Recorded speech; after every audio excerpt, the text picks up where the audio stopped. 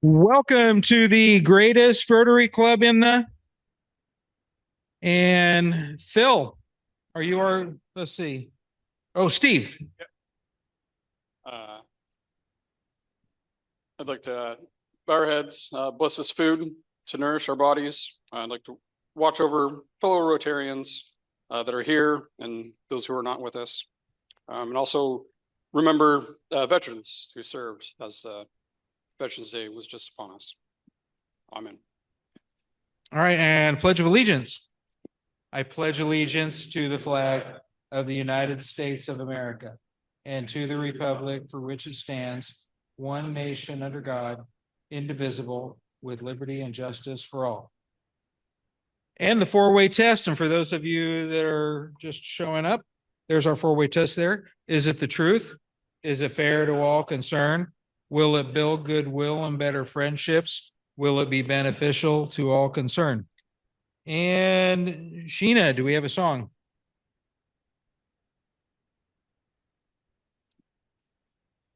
You can see I put your song sheets on the table. You will not need them. I was going to sing Dixie and realized the multiple ways I could butcher that. Decided not to do it. So I've decided on a multi-generational delight in my family, which is 5 Little Speckled Frogs. With Canadian exchange, that is 3 Little Speckled Frogs for everybody. And if you don't know the words, you will on the second verse. 3 little speckled frogs sat on a speckled frog, eating the most delicious bugs. Yum, yum. One jumped into the pool where it was nice and cool. Then there were 2 speckled frogs. Glub, glub. 2 little speckled frogs sat on a speckled log, eating the most delicious bugs. One jumped into the pool where it was nice and cool. Then there was 1 speckled frog. 1 little speckled frog sat on a speckled frog log, eating the most delicious bugs. He jumped into the pool where it was nice and cool. Then there were no speckled frogs.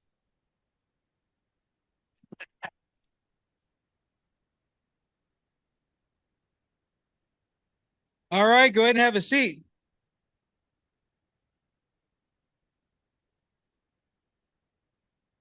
All right, do we have any visiting Rotarians? No visiting Rotarians. I wondered when. And guests of actions it Rotarians, takes. other than our students of the month and our program, do you have any guests? No guests there. And we're going to move right into club business of announcements. Rick Lemley, front and center. So this certificate appreciation was awarded by our district governor, Isabel Martinez Hayer, at the one meeting that you missed. But I know you were fishing. But I think you were almost had enough Rotarians on your fishing trip to actually be a Rotarian deal. Let's see. May it be known that Rick Lemley is hereby awarded this certificate in honor with deep appreciation of your volunteerism, leadership, and stepping up to serve, which have strengthened the Rotary Club of Sedro Woolley and inspired others. With gratitude for your service above self, dated the 16th day of October, Isabel Martinez Hayer. Thank you. For those that don't know it, Rick comes in here virtually every week and is irritated by whoever restacks chairs and tables in there on the weekends. But he's the heart and soul of getting everything set up for us. Let's see. I put some stuff from our archives and history stuff in the back. If you get a chance to take a look, there's some stuff from nearly 100 years ago back there. There's some couple of pictures. I'm going to try to get some of that out every week, just to remind us of where we've been and who we are. And let's see, we have an auction meeting on our next regular club meeting. Our next regular club meeting next Thursday, we're going to be talking about auction. It'll be kind of our kickoff with this group. And hopefully we'll get some of the monthly teams together to get together and start talking a little bit about what their responsibilities are. We have no meeting on Thanksgiving the 27th. And we still have a possible tree planting event sometime in November, but we're getting halfway through November and I haven't heard from Nathan yet. And the only other thing on our calendar, look forward is the Christmas party, December 5th. So with that, do we have any other business from the floor? Yep, John, can we get John the mic?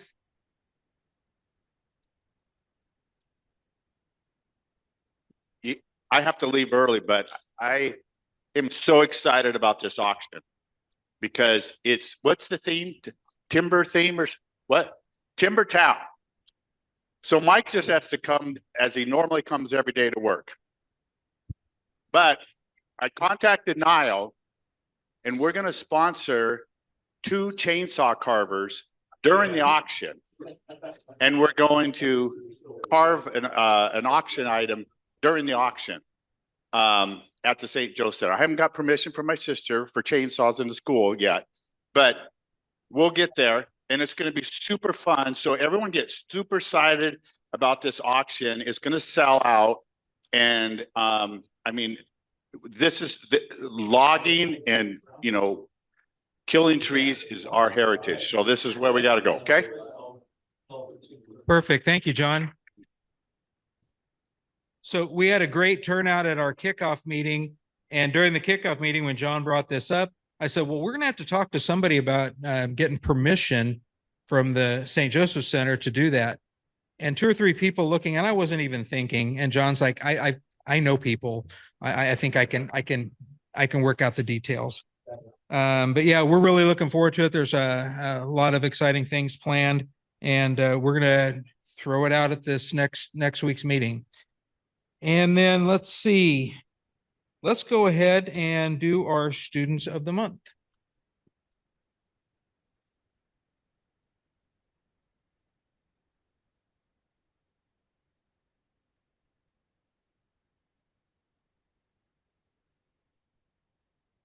All right, thank you so much. I know it's kind of rainy outside, but inside it is beautiful and sunny because we have some spectacular students to share and present to you.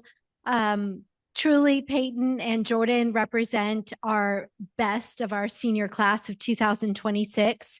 And you're going to hear as I describe their accomplishments, they're not only stellar academically, but they're also phenomenal athletes, as well as being involved in our high school. So I'm just really, really proud. Before I get started, I just want to share some news with our Rotarians here. Daryl Heisler had a planned open heart surgery last Wednesday, and he is doing well. I visited him last night, and I know Phil was there as well. So I just wanted, if you want to send him an email or send him a text, I know that he would absolutely appreciate that, and he was planning to come home today. So without further ado, I get to present to you our first student of the month, Peyton Brownfield. Peyton is the daughter of Jill and Ryan Brownfield. Peyton has maintained a 3.83 GPA while being actively involved at Sedro Woolley High School throughout all 4 years. She's a member of the National Honor Society and holds 3 varsity letters as a student athlete on our championship fast pitch team, which has won the state title in 2024. Peyton is also going to be playing unified basketball this winter and has received multiple department awards and recognitions throughout her time. Her advice to new high school students is to go to every sporting event or school event that you can, because they are a lot of fun and high school goes by too fast to not have fun. Outside of school, Peyton has been highly involved in softball on a broader scale, playing travel softball or fast pitch for the past 6 years. This has given her the opportunity to meet new people and travel all over the country. She has also volunteered at youth softball clinics and has assisted coaching youth soccer, helping young athletes find the same joy she has in sports. Peyton also enjoys time spending with her family, playing cards, and spending any time she can, as well as shopping. Thank you. Girl after my own heart. And grabbing food with friends. Her favorite quote is a good reminder to us all. Hard work beats talent when talent doesn't work hard. So at this time, I'd love to have Peyton come to the microphone, share who's with her here today, and also her plans after graduation. Hi, I'm Peyton. Thank you for having me today. I am here with my mom and dad, Jill and Ryan, my stepdad, Jerry, my Aunt Sandra, and my grandparents, Grandma Tammy, Grandma Peggy, and Grandpa Mike. I am going to a four-year university, either in Washington State or my top choice is University of Tennessee. And I'm going to get a bachelor's degree in either business or sports management because I want to be a director of operations for a professional sports team one day.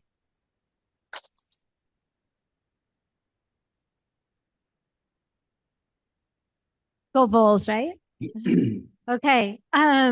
So our second student in the month, first of all, I'd like to give a round of applause for Peyton's family.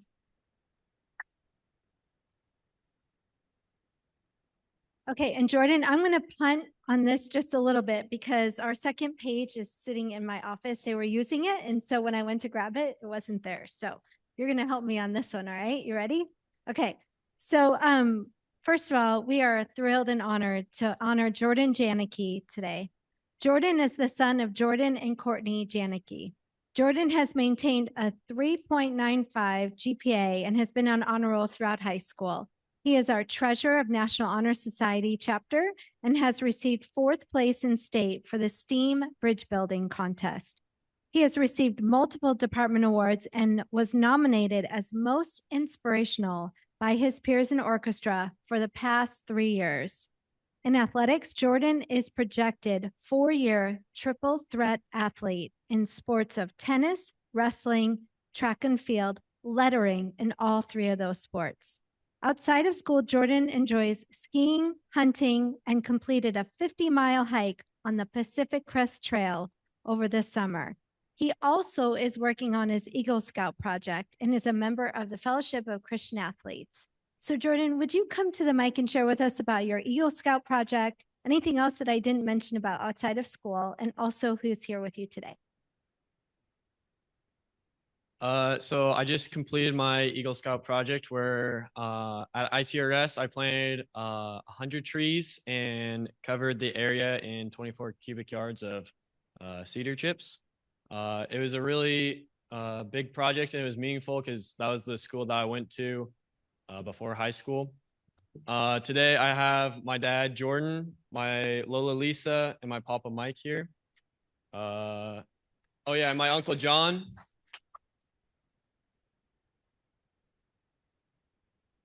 I plan to go to a 4-year university. I want to go to Gonzaga, where I want to study engineering. I'm not as far along as Peyton, but I know I want to do something in the engineering field.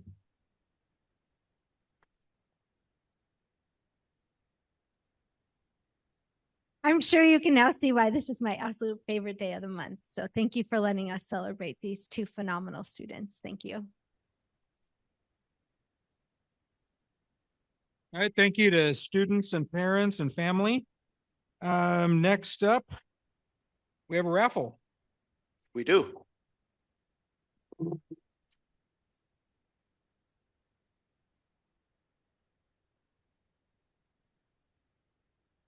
Okay, we have, I can't see that. Number 10. Rich. It's too dark.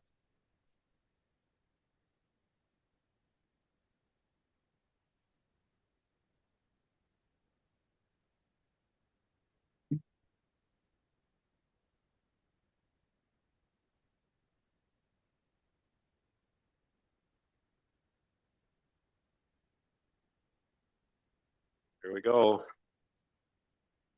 $30 cash. And he gives it back. Thanks, Rich.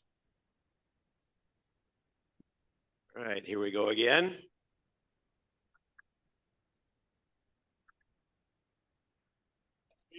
Okay, I can read this one. Oh, 62. 62. All right.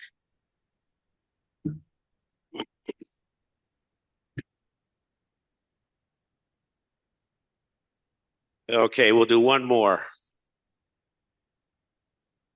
least it went around at least once.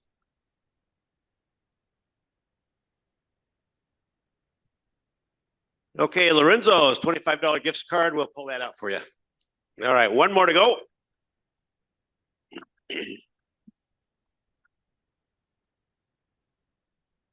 Aye, 25.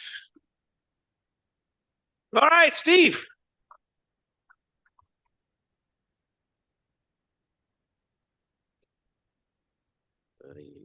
They look red to me. Can't see through them. There you go, Steve. Okay, that's All right, it. before we get into the Sergeant at Arms, Keith Sorstad, you owe $1. And you know why. You know why. There we go. Yeah, no problem. I showed up here to get the big rotary wheels, and the guy I was meeting was saying, "This is Keith's fault. He kept me late at lunch." Like, yep. Yeah, I was fine. I went through all that stuff back there, and looked at a bunch of stuff. All right, Steve, you're up. All right. Sergeant at Arms. So you guys probably recall just a couple days ago, we had celebrated Veterans Day. And I was thinking, I know there are Rotarians here that are veterans, but I don't know who they all are. And I would hesitate to guess. So first, I would like any veterans that are here today, if they can stand up.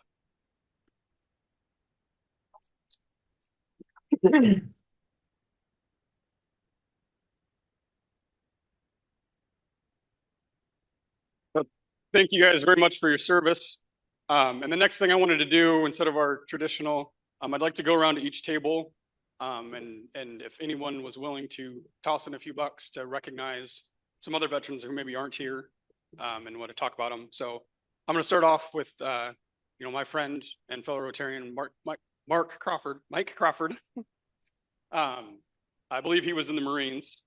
And then also my father-in-law, Tom Sheehan, who was in the Army in Vietnam. So I'm going to come to the next table. If anybody wants to volunteer, I'll go around once and maybe catch up if we need to. I've got $5 for Uncle Bob. He was in the Army and stationed in Germany. Can I get somebody to help me, Chad? Oh, there we go. Phil.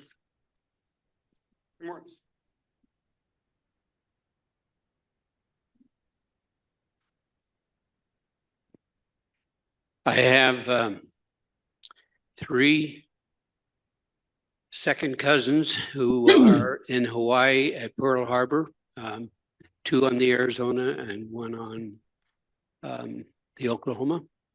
And so we respect them for their giving their all.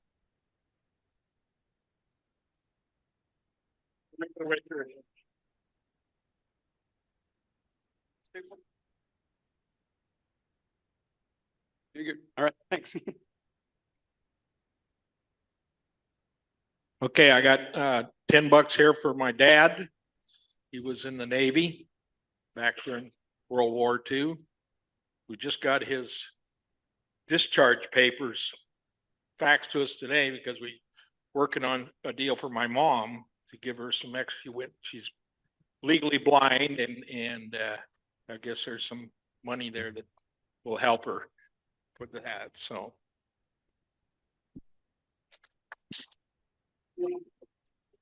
Got $5 for my dad, Horace C. Hodwood. He was in Germany and in a tank. He was the guy who fed shells into the tanks when they shot. He was at Battle of Bridget Remagen. And then after the war was over, he toured around playing softball. So he had the good and the bad. I have 5. This last spring, I was able to go on a trip with my wife and some others to France, and we ended up in Normandy. And my wife's uncle died there, landing on the beach in Normandy, 19 years old, and visited his grave. Some of them they had the money, they could be sent home, but most of them were buried there. And to look out across those gravestones was pretty sobering. So that's it.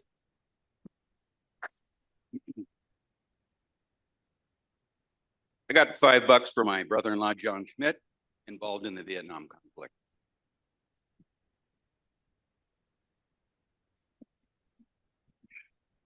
Well, first off, my father, Mike, was in the Navy during the Korean conflict, mainly served on the USS Whitehurst, mainly served in the South Pacific, so it wasn't too bad a duty.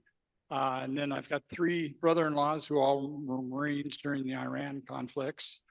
Son-in-law who was a Marine, and then my son Michael is currently in the Army.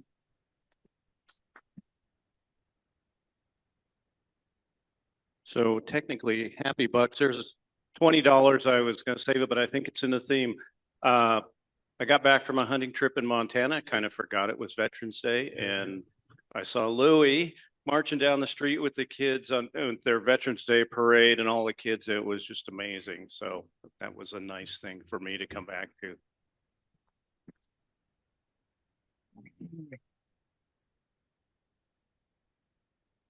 Yeah, I come from a pretty long line of military. Grandfather, World War II. Dad, 2 tours of duty in Vietnam. I was in, and my 2 youngest sons. Actually, my oldest and youngest. So, thank you.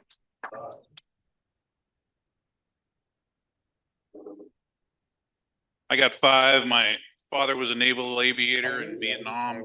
His father, my grandfather, flew Corsairs off carriers in the Pacific during World War II, and I made them both proud and enlisted in the Army, light infantry. Yeah, I've got $20.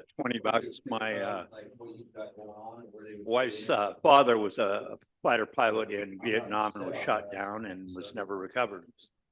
Yeah, take a look at it and think about where you put people and if it makes sense. My grandma Lillian was a World War II vet, which I found out recently. And my father-in-law, Robert Burns, was a gunner for the Navy, and my son served 5 years, and I have a couple nephews in the Navy.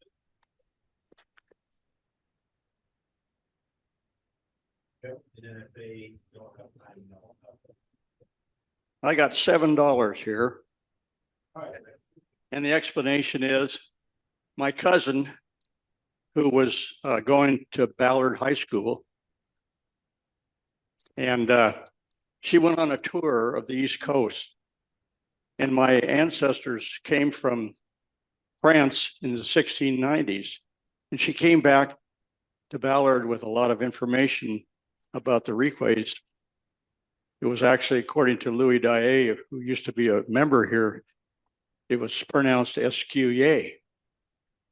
But Jeannie showed us pictures of 7 Escuyers that died in the Revolutionary War. And I got another $1 here for my wife's father, Walt Mines, who was at the Battle of the Bulge and survived it. And I got another $1 here for my younger brother, who actually went to Turkey in the Army, and his job was dismantle atomic warheads during the Cold War.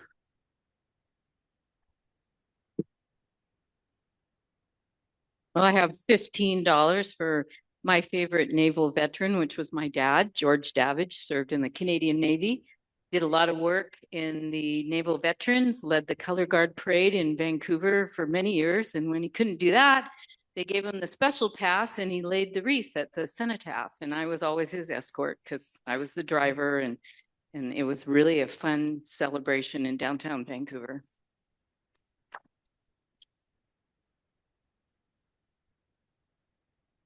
I got 10 coming up on the company's 80th year. I've been doing a lot of research about Grandpa, and I got to learn some pretty interesting facts. He worked in the woods and he delivered papers and did everything he could to get himself to college. This is Howard Rothenbuehler where he got his mechanical engineering degree. At which point, World War II came around, and he actually was originally stationed over at Harvard, where he was one of the key people in coming up with the radar technology. And then he ended up getting deployed over to Japan, where he basically serviced them and installed the radar technology for the subs and stuff. I thought it was really, really cool. When he got back, that's where he's like, okay, what can I take? Where can I take this knowledge and put it into making our woods more safe for the loggers? So 80 years. And so I want to recognize him. And then I got another 5 there from Mac's father-in-law, who actually served 4 tours at Vietnam. So.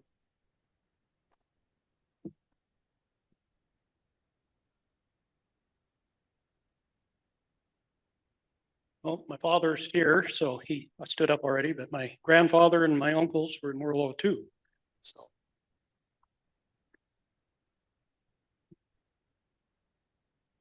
So my dad is a 20-year Navy vet. I already gave my money. I was sitting next to the treasurer. I just want you to know, don't be coming after me. I already gave the money. My dad's a 20-year Navy vet. My husband is Air Force vet. So there you go.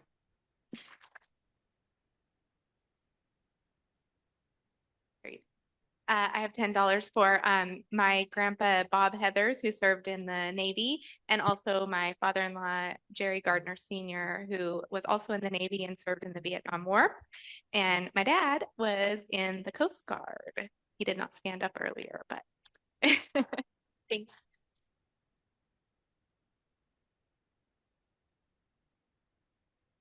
So I got $10 for that stuff. And then John gave me $100 because he said he can't believe that Jordan could be related to me in any way possible. So I had my grandfather was in World War I with his brother. His brothers spent 18 months in as a Polish fighter for France in the whatever that forest is, where the and he came back with shell shock, they called it then. So that was kind of interesting, knowing him in the 60s. My dad was an MP in Germany. He turned 18 after spending a month and a half at Auschwitz feeding people before they were strong enough to get out. So he saw a lot of stuff. And then Lisa's family, do you want to talk about it? Okay, good. So I'm just grateful that they made it through, because we're here today because of how hard they worked. So this is a happy buck as well. On Tuesday, we had a commemoration ceremony at Country Meadow Village. And I want to thank Lynn Tucker. He was our guest speaker. He shared thoughts and reflections on the day. And we had a great group of veterans there.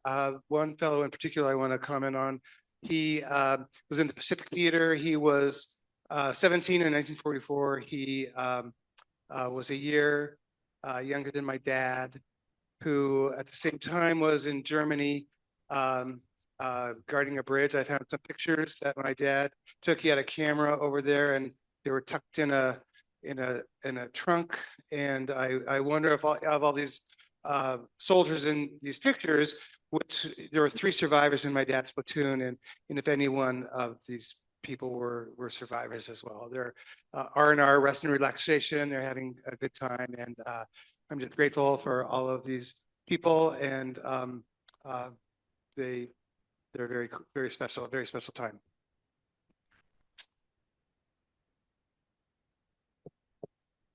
Hi, so I want to thank the U.S. military for bringing my parents together. I wouldn't be here without the military. My mom's father, my maternal grandfather, served in the Philippines, and he was a school teacher, well, school teacher, but he was a Philippine guerrilla fighter, and his unit was assimilated into the U.S. Army. And my mom never liked to talk about it, but when we finally found the story of how the Japanese, when they invaded the islands, burnt the home, the house, and the family hid in the jungle until MacArthur came back. And so then Grandpa was part of the U.S. Army and went to occupy Japan, and with the entire family. And so my mom would never even watch a World War II movie. It was just too real for her. But at some point, Grandpa got stationed in Fairbanks, Alaska with the Army. My father got stationed in Fairbanks, Alaska with the US Air Force. And they met because Mom sold popcorn at the movie theater close to the base. I got, Louis got one more thing and. Oh, Before it's you great. get to Louis, Steve, I'm gonna interject here a little bit while you're walking around. $5 for my Uncle Bob. He was a Navy man for 3 years, Chuck. Air Force. I'm so, oh, I thought he was. Okay, thanks for correcting me. He turned 95 last month. Great, doing health-wise and active and getting around. And the rest of it for my brother-in-law. When Debbie and I met him, he was dating Debbie's sister back in the mid-late 70s. He was Lieutenant JG in the Navy. Worked up all the way through as a squadron commander, serving as a commander for several VAQ units in the Navy, seen Iran, Iraq, and all kinds of things. And still glad that he's still with us.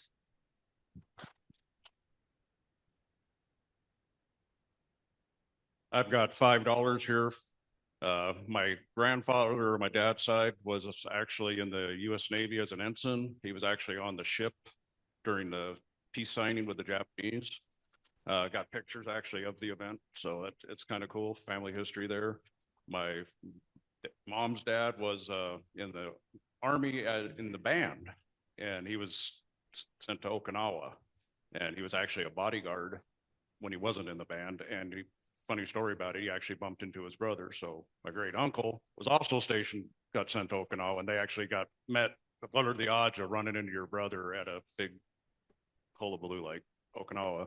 My dad was U.S. Coast Guard stationed in Thailand for a number of years at a Loran station. And I myself, unfortunately, 6 months in the U.S. Navy in the advanced electronics field until I was medically discharged.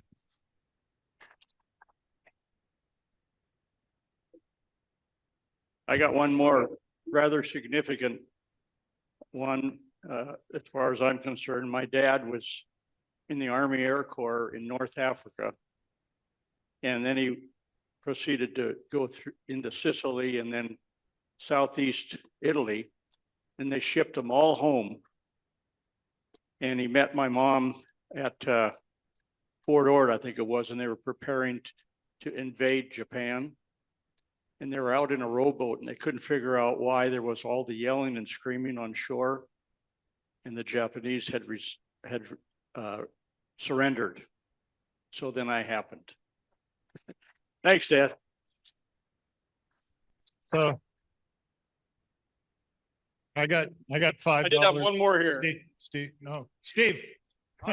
I got $5 for my father. He was first gunner's mate in the Coast Guard and served on naval ships in the World War II in the Pacific and the Aleutians. There you go. My dad was a trauma surgeon in World War II, taken prisoner at the Battle of the Bulge.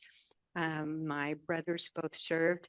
My younger brother was a corpsman in Vietnam, and my son-in-law fought in Afghanistan. All right, that it? I have one more. Oh, we got Bill McCann here. Then I'll give it to you. So I got one more from my dad, South Pacific Merchant Marine. And one of the stories behind the Merchant Marines, they were not recognized as veterans until mid-80s. So that was good. He was on those Liberty ships, basically floating bombs. They got sunk every day. And Uncle Bob, who flew 35 missions in a B-17 in that little bubble underneath, and can just imagine that.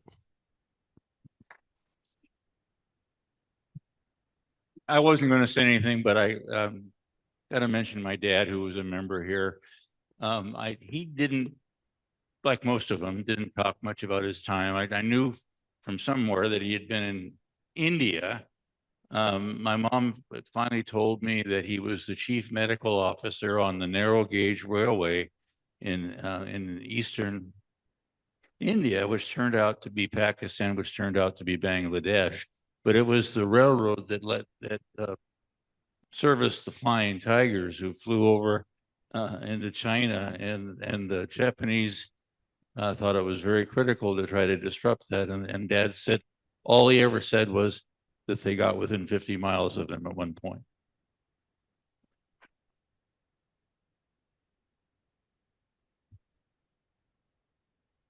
That it? If we got any happy bucks, we'll have to hold them till next time. We got to move into our program. Rick?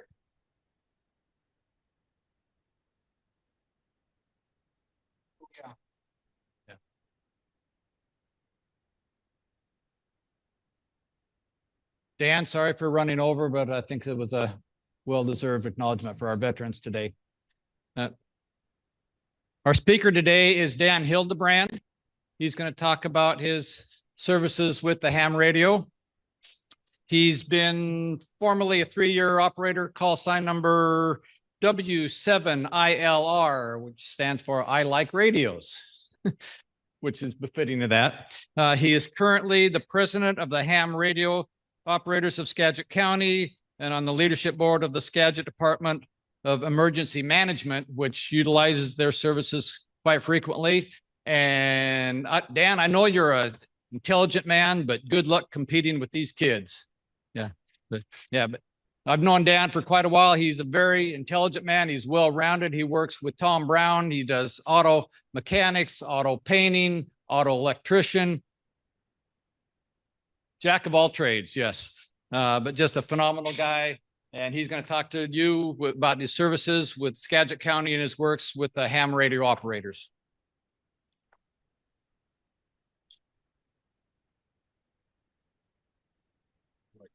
Position myself so I can see the slides too. All right, as Rick said, my name is Dan Hildebrand, call sign W7ILR, or phonetically that would be Whiskey 7 India Lima Romeo, or I Like Radios. I was originally licensed as Kilo 7, but I like the contest. And when you're talking to someone halfway across the globe, trying to spit out Kilo all the time was not fun. So I applied for vanity call sign, dropped the KK and picked W, and I was awarded it. So that's my call sign. So, and as Rick said, I'm an amateur extra class, which is the top license you can hold in the United States. I'm the current outgoing president of the Radio Amateurs of Skagit County. I also work with the Skagit County Department of Emergency Management under the auxiliary communications team as one of their leads. And as up there as well, on Tuesday mornings, we do ops drill. Tucker may be familiar with Tuesday drills. We do with the hospitals and all the DEMs and all the EOCs, but Peace Health Medical Center Disaster Medical Coordination Center lead as well. So let's get on to it. So this is just a quick rundown of what we're going to be talking about. What is amateur radio? What we do, how you can become licensed, your first station, why join a local club, and how to get involved when disaster strikes. So what is amateur radio? Amateur radio is a community of people who use radio transmitters and receivers to communicate with other amateur radio operators, whether it's locally, globally. I've personally made contacts. My furthest contact right now is the Tahiti, off that station right there on the table. So that was kind of fun. One of my first long distance trans-equatorial was with a guy in Tahiti. So communicate, experiment, interact, and compete. Amateur radio is a regulated non-commercial radio service. Unlike radio services such as CB or GMRS, hams, we can transmit with up to 1,500 watts. CB are limited to 4 watts, but full legal power for us is 1,500 watts. But we have a rule, only use what is needed to make your communication, just to keep things clean. Experimentation is not only allowed, but is encouraged. Ham radio is a hobby, but even one that makes a difference, especially in emergency or disaster situations, is an activity of self-learning, intercommunication, and technical investigation. A lot of times we need a certain antenna or certain band or what we need to talk on. And I've got a couple examples there. The white stick right there is actually an antenna that was built for me for tri-band use. That I got a bag there that I can erect a 40-foot tower in about 15 minutes to put any sort of antenna I need up on the air. Amateurs talk to local friends over the radio waves using handhelds. Transceivers communicate digitally using packet to exchange personal messages, vital information in an emergency, talk to other hams anywhere in the world, or engage in contests on the airwaves. We can actually send messages like email through the ham radio wave. So if our whole network crashes down or communications collapse, we can send important information, MRIs, scans, stuff from the hospital communications. We can virtually send anything you need over the airwaves, non-encrypted, using a form of communication called WinLink. There's truly something for everybody. In the US, there are currently over 700,000 licensed amateurs, and this number is steadily increasing. After COVID, a lot of people realized with everything going on in the world, we've actually had about a 500% increase in new hams in the last 5 years alone. What do? We do a lot. We can have fun, and it's not something that you have to pick one thing. It's fun to experiment. It's fun to amateur. We actually can launch satellites into orbit if you got about $200,000 you want to burn.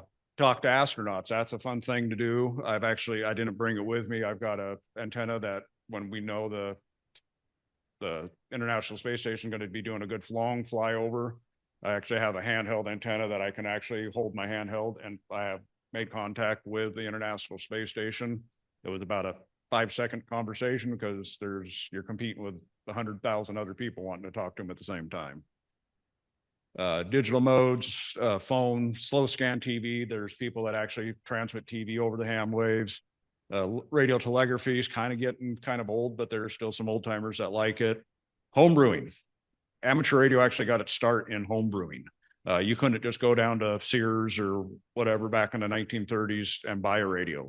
You would get a Popular Mechanics, so they would have schematics. You would actually build your radio. You build your transmitters. Today, now we just have the ability to open a catalog and order online and have it shipped to your home. Public services we'll get into, and there's actually people that actually still prefer the vintage modes. QRP is another thing you can get into, is communicating on very low power. 5 to 10 watts, it's a challenge that many hams enjoy. QRP is usually practiced on the HF bands.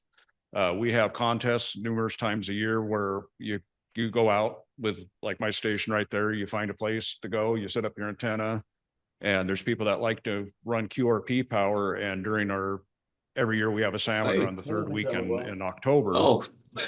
And I actually made contact with a gentleman in Texas, and he was coming in loud and clear using 5 watts. And it surprised me that you get the right setup.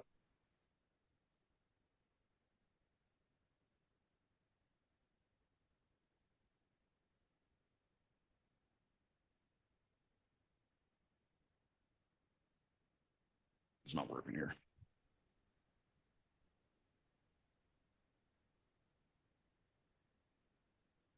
Nope.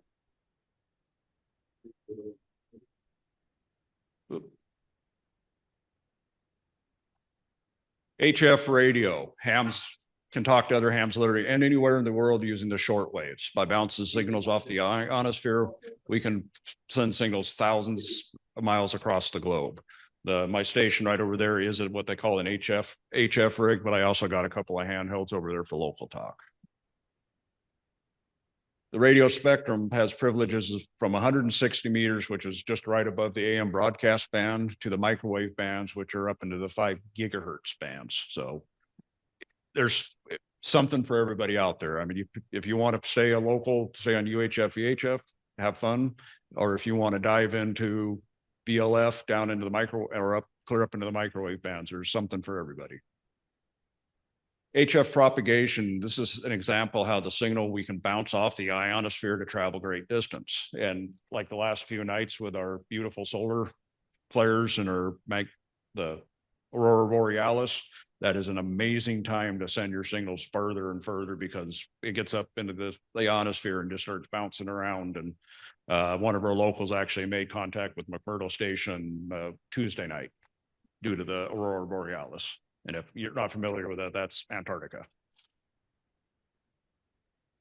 Just an example of the layers of ionosphere, how we, on certain nights where if we can get it up into that F region, it just goes forever. Okay, VHF and UHF. hams enjoy extremely reliable communications with their local community versus simplex are the use of repeaters that extend the range up to 50 miles or more. Single band handhelds are just a cheap radio or a typical dual band mobile transceiver. Just a couple of pictures there. Those we have a great repeater up here on Lyman Hill that belongs to our club.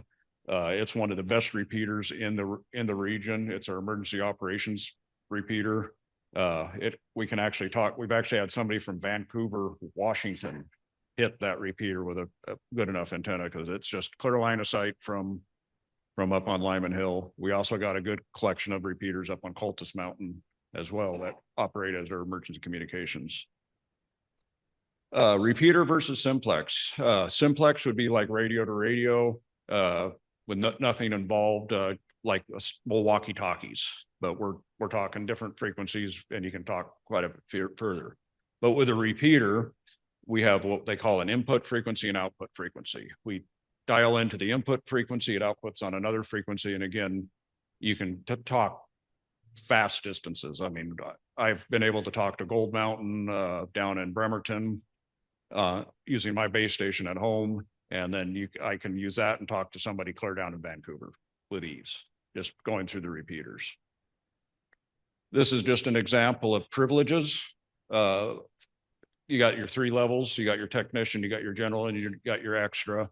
And depending on what license you have, allows you to talk on certain bands. Technician, you just pretty much got a very tiny bit of the 10-meter band, and the UHF, EHF spectrum. General gets you into the HF privileges, and extra just expands on all that. DXing, this is what I was talking about. DX means the distance communications with the right equipment. Worldwide communications on the HF band, 10 meters, which is about 28 megahertz down to 160, like I said, about 1.7 megahertz, is regularly possible. Many DXers like to contact stations on rare islands and countries that weren't frequently present on the airways. This is sometimes called chasing DX. And these 2 pictures are 2 of my personal, what they call QSL cards, and I've got a couple more over there. It's quite friendly. Like if you do make a good contact with somebody, you basically have a stack of your own postcards, and you fill out the person you're talking to, their signal strength and stuff, and you stick it in the mail and you exchange. There's people out there that collect, and we have one member in our club that's been with the club for over 50 years. He's got 8 or 10 binders full of these thousands, if not tens of thousands of these cards of all the people he's talked to over 50, 60 years of being a ham. Emergency and other volunteer services. Floods, landslides, earthquakes, hurricanes, and accidents, rail, road, air. Whenever regular communications fail, hams are ready to use our radio to provide emergency communications to their communities. So in the event of an emergency, like a few years ago, we had the flooding that pretty much landlocked us. We had the flooding, the road was covered in water between here and Burlington. We couldn't go south because the Nooksack was, the Nookachamps was over Highway 9. The river was basically Sedro Woolley. We were stuck. And it was due to the ham radio community. We activated the Sedro Woolley EOC at the fire department. And we made sure that if the police department needed something from other jurisdictions, we helped take the load off of Skagit 911. And we set up communications ourselves between the different emergency departments, between the DEM, the fire stations, police departments, the hospitals. We take a sizable load off the police and fire department, not having to worry about that. Basically, they can say, drop something on her desk and say, hey, we need 50 cots to Marble Mount Fire Station. Then we get on to our network and say, okay, who's got it? We find it, we do a requisition request, and we get it delivered. So, but as the middle picture says, when all else fails, amateur radio will prevail. So we don't rely on any form of digital. We don't rely on cell networks. We rely on old-fashioned radio communications. And when in doubt, we just turn up the power. I mean, if we need to get further, we build better antennas, better radios. Technical experiment and kit building. Hams come from all walks of life, ranging from technicians to engineers, teachers to scientists, and students to retirees. One of our youngest members in our club is 7 years old. and holds hold the general class license. He actually studied and passed at 7 years old and got one of the harder. And he is a very active experimenter. He likes to tinker with STEM stuff and into building transmitters and stuff at 7 years old. And it's great to see the younger generation still having interest in analog technology. But for a lot of reasons, if you can't find it, you build it. I mean, there's still schematics out there. The old popular mechanics are all available in the archives. Building antennas, like it's fun. It's a lot cheaper because ham radio is not an inexpensive hobby. Contesting, and this is what I like. Contesting is often called the sport of ham radios. Almost every weekend there's some form of amateur radio contest somewhere in the world. Hams get on the air and we compete to see who can make the most contacts in a limited amount of period of time. You can put your radio skills up to other hams and teams of other hams. Every year, our club, we activate our station in Burlington at fellow hams, and we do what what we call the salmon run. And the whole goal is to get every county in Washington, a contact in every county in Washington, and get the sweep. But at the same time, we get extra points for every state and every EX. So last year we did pretty good. I was running the phone station, which is voice. A friend of mine was running the CW station. I'm not quite proficient on CW yet. Usually CW will outrun voice because it's just faster. We finished with about 1,300 contacts last year, and we split it right down the middle, and I missed them by one. So it was a fun time. You get into the role of just calling your call sign out, answering, making the exchange, next person. And that's from 8 o'clock in the morning till midnight the first night. And it was just, you just got to remember to breathe because you get in the heat of the moment. It gets exciting. Oh, shoot, that was Montana. Okay, this is Florida. This is New Brunswick. I just got a guy in Cuba. Oh, shoot, this guy I just got in Japan. It just keeps coming. And a lot of them, you get certificates. Depending on your contacts, the salmon run, if you get the sweep, you get a trophy glass. And unfortunately this year we missed the trophy glass by 2 counties. And for some reason we couldn't get a Soton County, which was close to where I grew up, right across the river. And we didn't get Whitman County. So it kind of made me a little mad that we missed it by 2 this year. Like I was mentioning before, talking to astronauts. Yes, it's really possible. Space stations do have radio equipment, and there's always a licensed ham operator. Every astronaut is technically a ham radio operator too. You can basically talk to make contacts with them on Earth. Hams also use satellite repeaters to make contacts with other Earth stations. Like I said, if you got a lot of money burning in your pocket, you can actually pay SpaceX or any of the other ones to put your satellite into their payload and launch it up into orbit. And the current longest one that's up there, I think it's been up there 6 years. But for the most part, amateur radio satellites are usually up for 2 or 3 years before they deorbit. And so, like I said, you got to have quite a bit of money burning a hole in your pocket because it's not cheap. There's a lot of grants out there available. I think it was either Burlington or Mount Vernon had a club about 20 years ago. They put one up in orbit, and it was all paid for by grants, and they kept it up there for quite a while. Digital communications is is another form of communication, like I was saying. Connect your computer to your radio, install software, and you can be communicating digitally.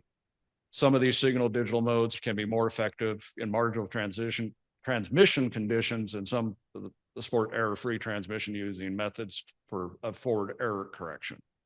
Basically, you can program your radio just to act as you, and I don't really find much fun in that, letting the radio do all the legwork.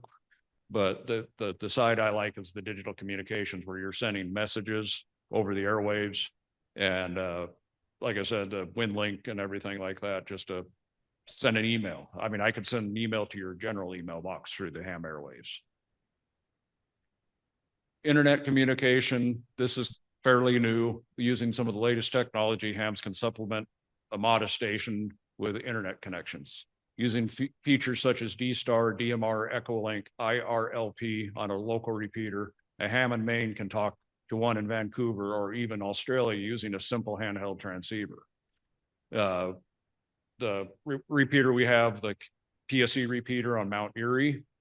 We are currently set up for IRLP, which is Internet Radio Linking Project, or protocol, I think it is basically I can key up my radio. I have a special 3-digit code that I can plunk in, release, and it'll say IRLP connection, what station? And I can rekey and dial using my keypad DTMF tones like a telephone, dial in 5754, which is a repeater in Sydney, Australia. You let your off key, it'll say connected. Then all of a sudden now I am talking using the Mount Erie repeater through the internet, broadcasting in Sydney, Australia, talking to a friend of mine in Sydney, Australia, like I'm talking to him locally. The only thing you got to remember to do is when you're done is to unlink, because if you forget to unlink, the next person to keep the repeater is going to be talking in Sydney, Australia as well. I've done that. I got yelled at for it too. So I forgot to unlink the repeater. Slow scans television using a PC with specialized software. You can send pictures anywhere in the world. And there is some amazing, like you can see, there's people that come up with some of the craziest pictures to send, pictures of themselves. Their QSO card is the majority of it, but you gotta have some patience, because a lot of times you have to sit there and wait. And once you get the full capture, you save it. It's fun, but again, it's one of those things you got to be into to do, because it takes patience. Oh boy. Dude, I talked about that. Morse code, CW, that's your dits and DAWs. There's a lot of people that get into that. I'm slowly learning. I can skip mode. If just the different codes. Fox hunting is kind of fun. Basically, we go out and hide a transmitter that makes noise, and we get the group together and we try to find it. We've actually helped the railroad. A while back, they were having some issues with some interference on the railroad channels, and we ended up finding out it was a boat parked off the Anacortes Pier that had a radio that every time the boat listed, it would key up. Going mobile, most of us have mobile stations. The one here on the table is basically I can go anywhere, put up anywhere I want. Base station is your home station setup. Most of these radios all run on 12 volts. So when the power goes out, we just switch to batteries. Antennas, again, it's just different forms of antennas depending on what you're doing. The black bag there, I actually got, like I said, a 40-foot tower I can put up for about 15 minutes and basically set up any way I need to talk on any frequency I want. Just different. Okay, rundown here. How to become a radio amateur. We've got many ways to do it. There's the technician class. Again, the general class gives you a little more privileges. The extra class gives you all privileges, all bands. What do you need to do to get on the air, to get started? You can go anywhere from a cheap $20 transmitter to a $400 or $500 transmitter, again, depending on what you want to do and what you want to play. Joining a local club. I'm the president of the Radio Amateurs of Skagit County. We meet, actually tomorrow night's our meeting at the Skagit PUD at 7 o'clock. Anacortes has got the Skagit Amateur Radio Communications Club. They meet on the first Monday of the month at the Salvation Army. Here's ways to get involved. Aries, ACS, Mars, Races. Check with your local clubs. Pretty much if you want to get licensed, we hold classes 2 or 3 times a year. If it's something that is an interest, I can always give Rick the information. We do it in Anacortes at the hospital over 4 nights, Tuesday and Thursday of one week and Tuesday and Thursday the other. And then we usually give you a couple of weeks before we do the test, and we've had pretty much a 99% success rate out of the last 5 years, or 3 years I've been involved with teaching the class. Just some pictures from around the world, the different events, different antennas. The top middle picture is my buddy Paul set up on South Whidbey Island at a friend's place when we were testing it out. And 7.3 is a way that we basically say thank you and good luck, Godspeed. It's a friendly, basically we end up conversation with 7.3. Big thanks to Rod and Emma for putting this presentation together, because I kind of stole it. Because it was easier to find one that was already done than. So any questions?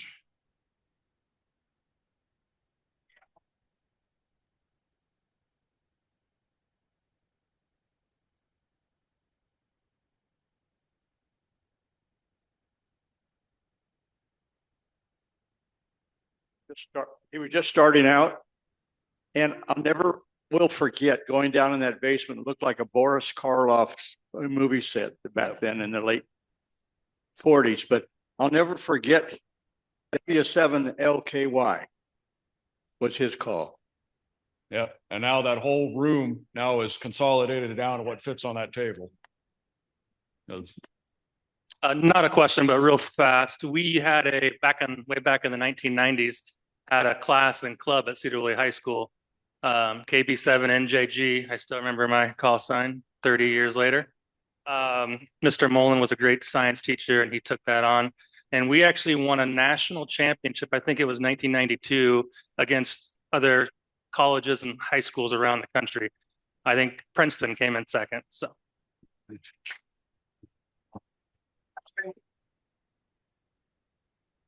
All right, thank you, Dan. And we are about ready to adjourn. Want to thank everybody, the families and all that came today, and the great turnout we had. I'm going to try to have more of the archive type stuff out every week, as it's just a blast to look at some of that stuff. And there's stuff there from 1928. There's a lot of junk in there that I don't know why we still have it, but I couldn't imagine getting rid of it either. It's just some really neat stuff. But once again, thanks everybody. Thanks again, Dan.